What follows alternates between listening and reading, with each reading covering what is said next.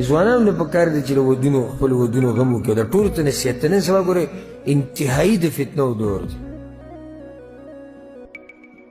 یو ځوان سړی چې بغیر واده نه نایسي عمر بن خطاب به دا وي ګوره عمر بن خطاب وایي زه په خپل ایمان یریږم چې څوک مې په یو کمره کې د یو وینځي تکې تورې بدرنګه وینځي سره بند کړي وایي زه په خپل ایمان یریږم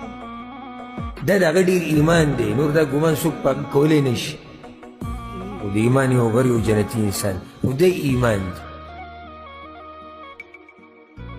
او د هغې نه بعد بیا په 14مه صدۍ کې به یو سړی ګرځي را ګرځي او د ځان نه سم یو ایماندار به جوړ کړی وي چې وایي زما نه او که دې ورته ووایي چې یاره فتنې دغه دي غوسه م شي ښه وایي په ما دې لکه بد ګمان وکړو زه تا ته خراب سړی ښکارم